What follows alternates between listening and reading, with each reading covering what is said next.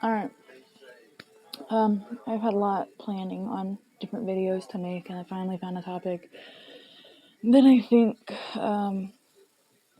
I need to go in depth with. Um, spent 8 years of my life looking for love, not knowing what love is.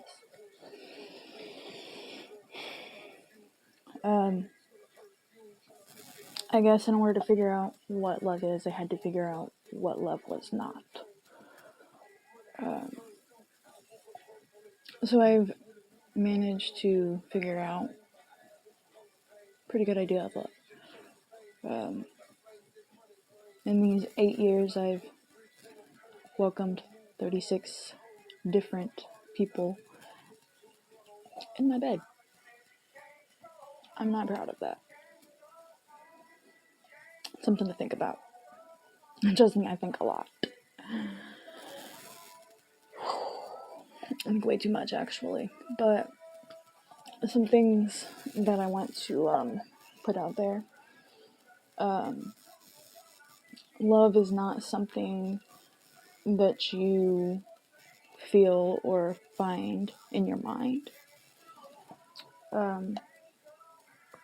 Because trying to grasp the concept of love through your mind is only going to lead to attachment and other things like possessive behaviors and trying to control people or change someone. Expectations really are a letdown.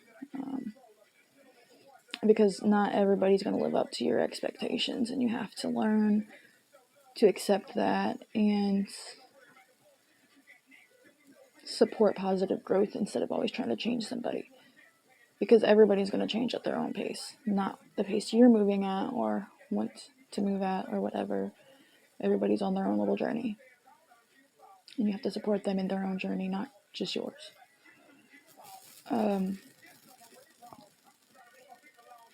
Love is not possessive behavior. I think I mentioned that, I'm not sure. Because that, like, the sense of ownership, it's basically just a want for power or control. And that's another topic that I can discuss. I've been that person. That's how I know that's not what love is. Love does not manipulate, guilt trip, disrespect. Love is not dishonest. Love is not materialistic.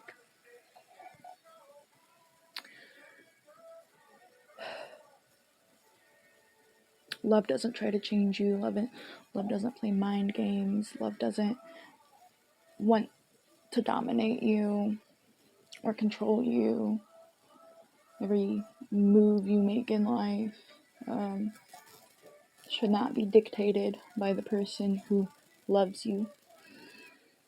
And love doesn't lie to you or dish out disrespect like it's an okay thing and see no problem with it.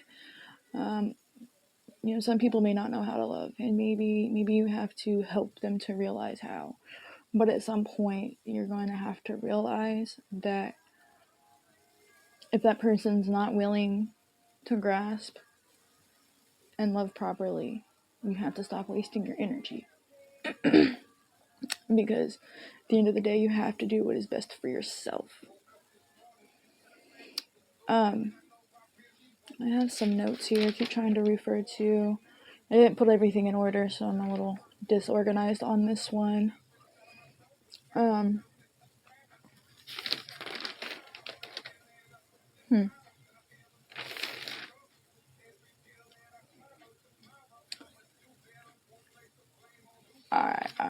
so I think I lost part of my notes, but that's okay too. So now that I have covered the grounds of what love is not, I'm gonna kind of try to share a little bit about myself. In these 8 years, let's see, let me get my paperwork set up where it's not a distraction. Okay, so as I mentioned, I have spent 8 years searching for love in all the wrong places. I welcomed 36 men into my bed. I was giving myself away to temporary people, just based on the words that they would say. They feed me empty promises, and that stems my trust issues, which we'll get to that later. And I mentioned, I could say that these are demons. And these demons have tried everything to defeat me. But I keep the mindset that giving up is never an option. So therefore I keep fighting. And in the midst of the mess, I tend to learn a lot.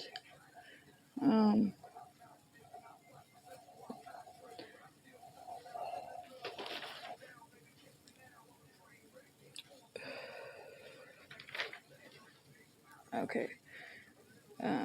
Now, a little bit what I feel like love is. Well, firstly, love is an emotion that you feel with your heart.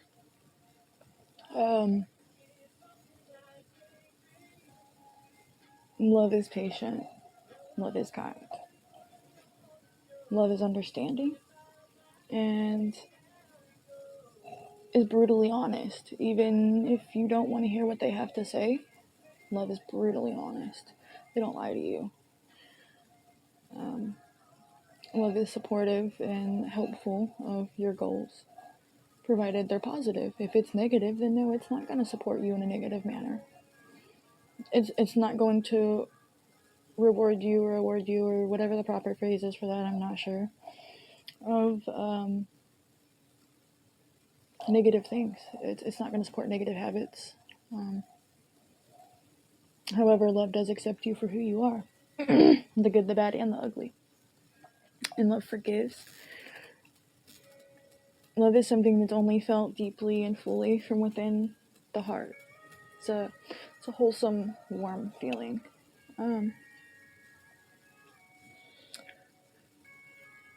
I try to say to think of a family member, a brother, a sister, even a child, a niece, a nephew, whatever, somebody that you still feel close to. Maybe, children I find are easy for me to connect with.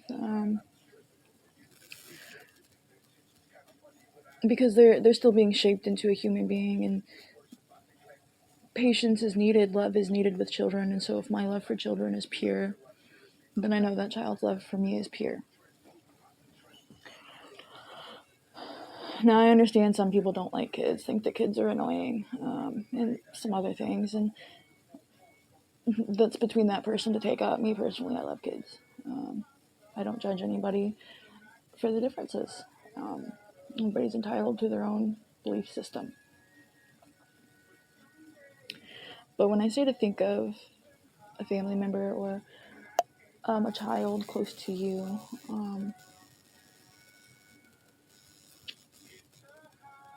in my case, I was thinking about my brother when some of these lessons that I have learned have come about. I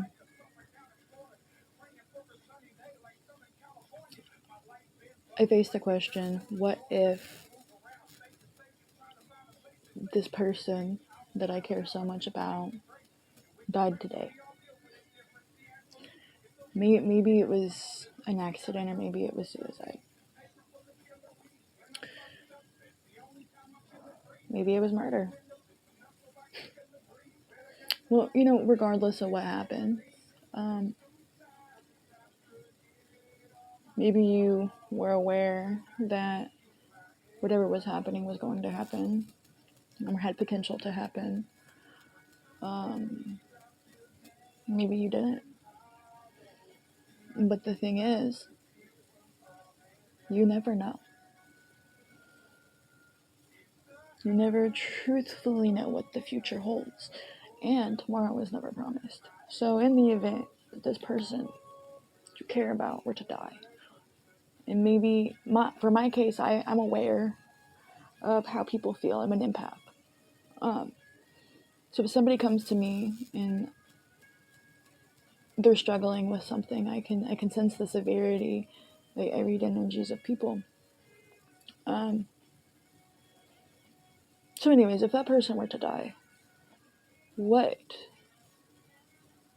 would you want to do or try to do to prevent that person from suiciding or settling for people less than worth their time to where they're at risk of being hurt by someone? What kind of things would you say or do for this person to try to help them realize that they deserve better or they are better?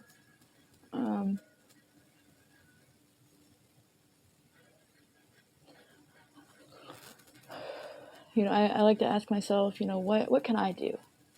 You understand I can't change people, but I can be a positive influence, and love is a positive influence. So it doesn't matter how much my heart hurts and how much I don't want to feel. I have to allow myself to feel. It's okay to cry. It doesn't matter if you're a man or a woman, child or grown up.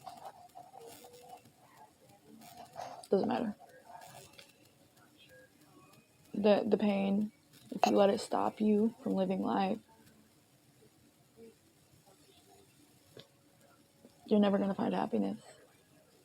And I'm sure this video is going more places than where I intended for it to go, because I have so many different topics that I can fit within this, and I don't want to make my videos way too long. But I do want to make sure that we know what love is and what love is not.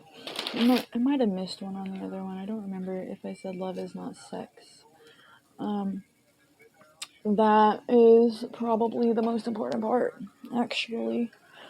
It's what I've learned through these 36 different people that I've allowed in and out to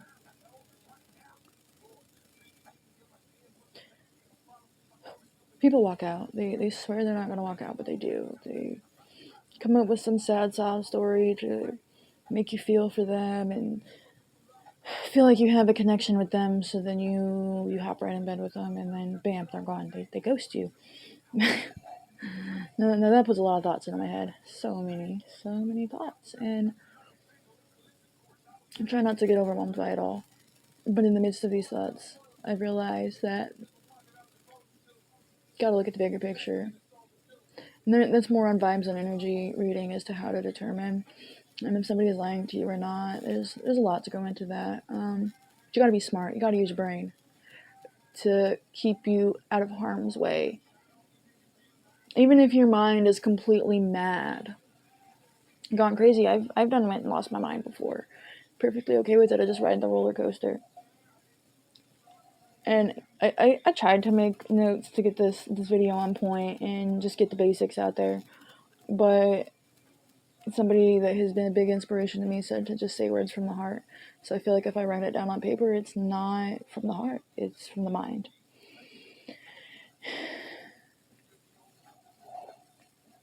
So that's why sometimes it seems scatterbrained, because I'm a mess. Every part of me is a mess, but my love is pure. So if somebody is just after you for the sex you give or the money you have, constantly lies to you or tries to guilt trip you, make you feel bad for something that's not even that serious or that they're at fault for, maybe they threaten to kill themselves because you don't want to be with them anymore. I find that that's a manipulative thing. I don't want to label, I try not to label, but one of my exes is narcissistic. That one. I think maybe two of my exes were narcissistic. But anyhow, those demons are not fun to face. Definitely not alone.